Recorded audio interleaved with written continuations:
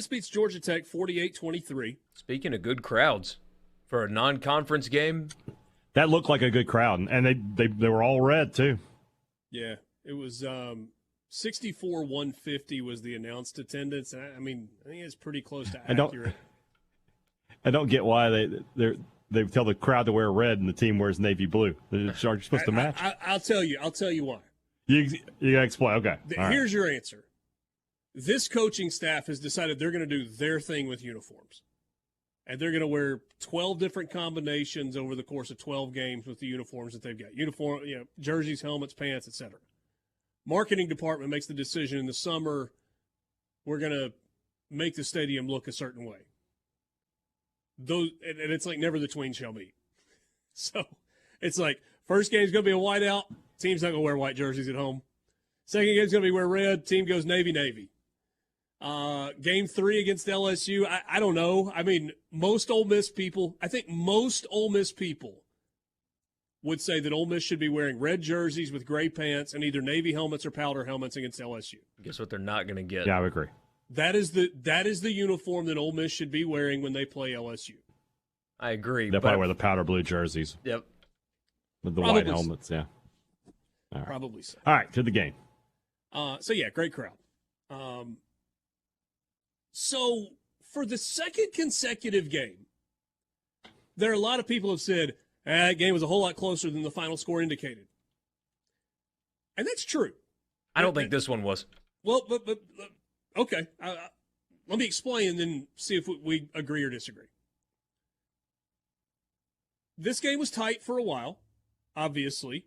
It was a one-score game at the half. Ole Miss was up, 24-10 at the end of the third quarter. It was 24-17 early in the fourth quarter. And then Ole Miss pulled away at the end. What if, and I know this is a little hard to wrap your mind around because Ole Miss was so bad in the fourth quarter a year ago. What if this is kind of the rare team that seems to get better as the game goes along and makes big plays down the stretch? Here's the example I use. I tweeted this out last night. Ole Miss has scored 51 fourth-quarter points this season. Only 7 of those were against Mercer, mind you, on a day where Ole Miss scored, 73, I guess. So 7 fourth-quarter points against Mercer, 51 through 3 games. Last year, Ole Miss scored its 51st fourth-quarter point in game number 11. And if you remember what game 11 was, that was the fourth quarter of the Arkansas game where it was over. And Ole Miss kind of kept playing all its guys and kind of made it look a little different than it actually was. It took 11 games to get to 51 fourth quarter points a year ago.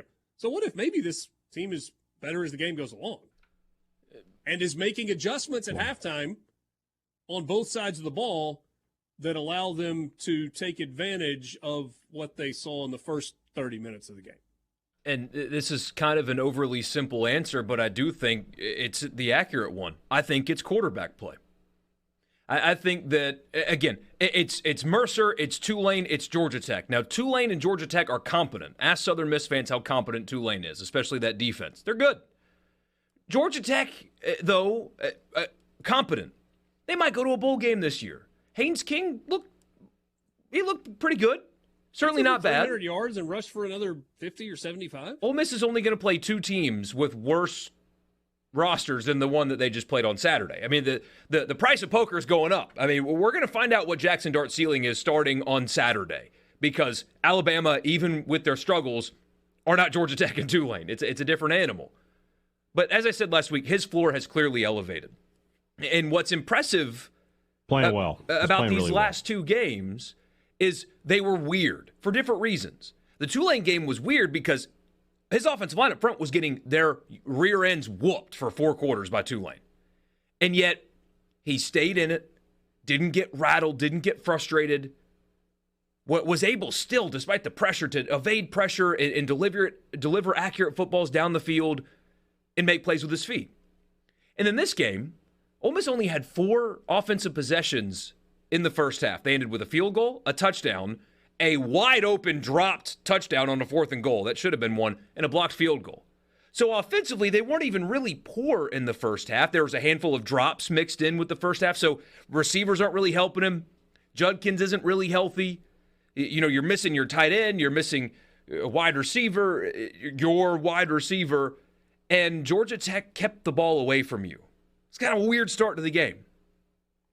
And then what did he do in the second half? Despite Dari Noka's plead at halftime to make a change and play Spencer Sanders, a really smart halftime show that we all got to watch, what did he do?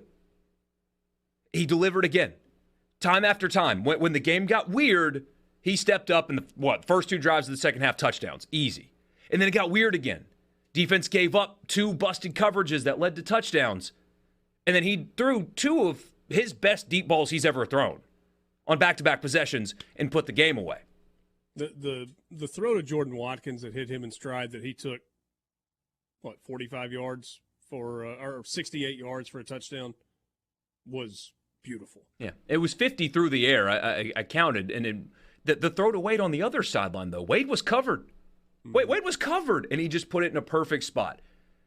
Jaxson Dart has elevated his game, and you can tell that his offense has confidence in him. You can tell that the play callers have confidence in him, and he willed his team to wins in 2 weird games for different reasons. Is there a quarterback that looks more like they've been in like a 3-day war in the trenches after like 12 minutes of football? Jackson, he takes his helmet off and his face paint that's smeared. He's got like rubber pellets and dirt on his face, and his hair's going 14 directions. Did you see his neck too? Like he took a hit early in the game or something that led to like a scrape on his neck that like made half of it look like it was bruised. I mean, he was beaten up on Saturday. All right, so numbers. Jaxson Dart, leading rusher, 14 carries for 136 yards, sack adjusted. That's 9.7 per carry. Ulysses Bentley he would like to play Georgia Tech every game. He played well against Georgia Tech a year ago, got hurt. Yeah. He goes 6 carries for 61 yards and a touchdown. Quinshon Judkins, 13 carries, 37 yards, had a touchdown. I thought at times you saw some glimpses from him. I don't know if he's as hurt as people are talking about. Something's up there. Whether it's, I don't know, but it's weird to say this, but Bentley looked more explosive. Yeah, Judkins is at about 100 yards through 3 games, give or take. Maybe it's 150, I don't know. Matt Jones got 1 carry late where he ran away from everybody and carried it in for a touchdown. Dart was 10 of 18 for 251 and a touchdown with no interceptions. Big night for Jordan Watkins. So Lane Kiffin said in his press conference today that Trey Wallace and Cade Prieskorn were both out there at practice today. His words, they were both out there. Yeah, Harris. Prieskorn's going to play. Yeah. Prieskorn's going to play. It seems odd that Kiffin would reveal that, hey, this guy that got hurt 2 weeks ago that people thought was going to be out for multiple weeks, hey, Alabama, he's going to play Saturday. Maybe. Felt odd, but. Trigg played. They tried to throw it to him twice, and he didn't catch either of them. Should he have caught the ball in the end zone? Yep, absolutely. Pure, as it was slightly behind him, but it was a pure he drop. Should make that play. Yeah, Kiffin I was agree pissed. With that. Can you say that? Mississippi. We'll be right back. So, third down defense is something that we got to talk about for Ole Miss. Yeah, because just defense in general. I mean, because through 3 weeks, Ole Miss has been exactly what I expected. Right, they're scoring points, but Tulane was able to move the football, and Georgia Tech has nearly 500 yards of offense in this game. They did. And the yards per play average is small. Like, they didn't run great, and King was limited. But, it's Georgia Tech we're talking about here. And Tech was 11 of 20 on third down. 11 of 20 on third down. And 2 of 5 on fourth down. You got to be better than that. And a lot of those were not third and short either. They had third and medium, third and long, and were able to convert. That And then the two busted coverages in the second half were killers because they could have kind of put that game away, and instead miscommunication led to a long touchdown pass on a fourth down, and then a really long pass that led to a touchdown 2 plays later in a goal-to-go situation. They're better defensively than they were a year ago. They're better. I think they're better up front. They've got more guys that you can depend on to generate push and pass rush. I don't know what the plan's going to be for Milroe with what they do at linebacker. It seems like they've got a lot of guys that do some things well. Texas spied him a pretty good amount. They've got that freshman linebacker at Texas that they kind of spied Milroe with. You just run Centurion Perkins out there and say, hey, wherever he goes, you go too. I mean, when he plays, he's clearly the best athlete on the field. They clearly don't think that he's got the total grasp of what they're asking linebackers to do, and that's why he didn't. People ask, well, why didn't he play much? Well, because they think he's going to screw up and cost them, and they don't like that, obviously. But yeah, I'm with you. I think in this game, even as bad as Alabama is offensively, it's a step up from what you just played. And you gave up yards, and you gave up 11 third down conversions to Georgia Tech. I mean, that is a thing that happened. And so I wonder if you forget he might blow assignments, to have a guy like him on the field to try to limit a running quarterback.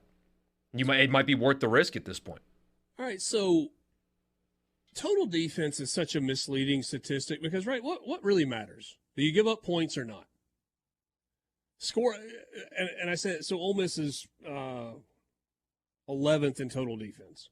They're giving up 350 yards a game. Scoring defense, they are 6th. 16.67 points per game. So Georgia leads the SEC at 8. Kentucky is second at 11. By the way, neither of those teams have. Kentucky hasn't played anybody. Georgia played South Carolina this week. Auburn's at 12.3. That's third. Haven't really played anybody. Cal, Alabama's fourth in scoring defense in the SEC at 14.6. And that's in games against Middle Tennessee and Texas and South Florida. It's a pretty good number when you factor in the fact that they played Texas. I think I don't think that you're going to see this game look and feel like maybe even last year's game. Definitely not like 2020.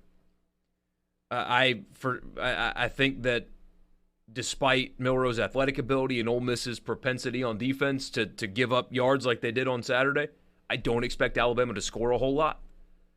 And as Kiffin in 2 press conferences now has reminded everybody, it's still Alabama.